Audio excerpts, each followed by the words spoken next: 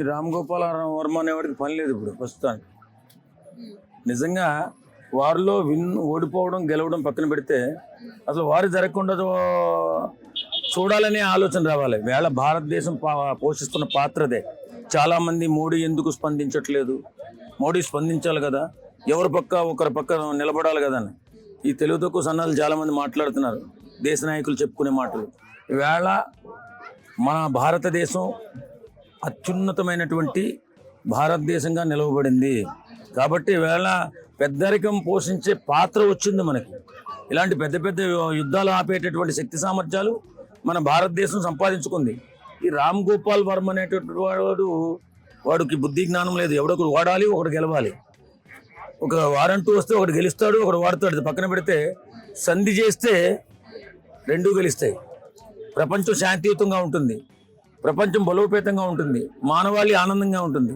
ఇవన్నీ ఏం లేకుండా ఒకటి గెలవాలంట, ఒకటి వాడాలంట.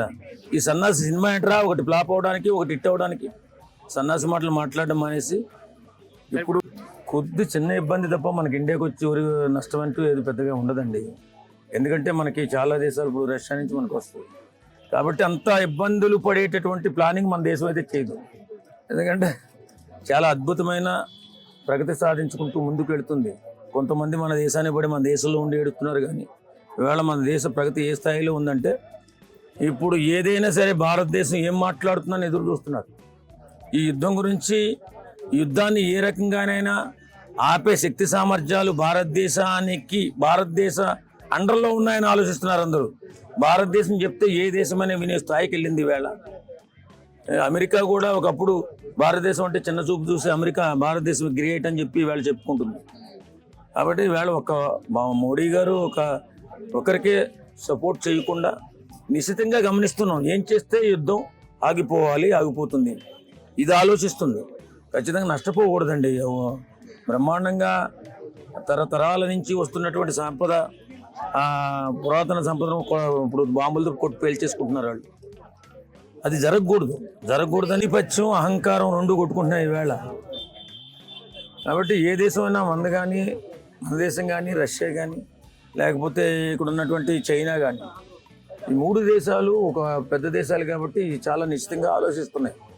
ఈ వారిని ఆపాలి, లేకపోతే బ్రహ్మాండమైన దేశాలు విధ్వంసం అయిపోతాయి, ప్రజలు చాలా ఇబ్బందులు పడతారు. మన వాళ్ళు కూడా చాలామంది ఇండియన్స్ కూడా చూపుతా 1.5 మంది ఆ దేశాలలో ఉన్నారు, గల్ఫ్ దేశాల్లో. వాళ్ళ రక్షణ కూడా మన బాధ్యతే కదా అని మన దేశం నిశ్చితంగా ఆలోచిస్తూ వారి రక్షణ కోసం అనేకమైన ప్రణాళికలు చేస్తూ వారిని మన ఇండియాకి రప్పించాలి, లేకపోతే అక్కడే సురక్షిత ప్రాంతాల్లో ఉంచాలనే ఆలోచన చేస్తున్నారు. ఈ రాజకీయ నాయకులు కొంతమంది మోడీ గారికి పడి చూస్తున్నారు. మన దేశం ప్రపంచంలోనే విశ్వగురువుగా నిలవబోతుంది. త్వరలో ఓ అద్భుత దేశంగా మారబోతుంది మన భారతదేశం.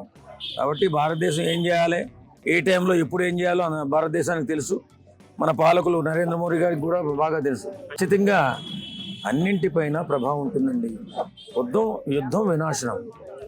యుద్ధం వస్తే వినాశనానికి వస్తుంది.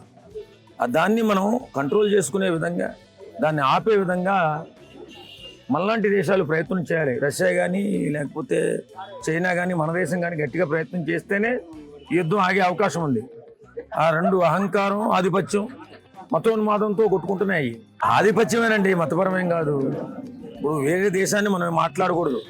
మన నరేంద్ర మోడీ గారే మాట్లాడలేదు. మనకి ఎందుకు అదంతా? వాళ్ళిద్దరూ అహంకారంతో కొట్టుకుంటున్నారు కాబట్టి వాళ్ళని ఆపే ప్రయత్నం చేయాలి. ప్రజలు శాంతియుతంగా ఉండాలి, ప్రజలకు అంతా మంచి జరగాలని ఆలోచించాలి తప్ప యుద్ధం గురించి ఎవరు కూడా ఎలాంటి మాటలు మాట్లాడొద్దు. మన విశ్వగురువు నరేంద్ర మోడీ గారు ఉన్నారు, వారి టీం ఉంది. ఖచ్చితంగా యుద్ధాన్ని ఏ రకంగా ఆపే ప్రయత్నం చేయాలి, ఏ రకంగా చేస్తే యుద్ధం ఆగుతుంది అని అన్ని దేశాలతో కూడా చర్చిస్తున్నారు. ఖచ్చితంగా శాంతియుత వాతావరణం నెలకొంటుంది, ప్రజలంతా సుఖశాంతులతో ఉంటారు.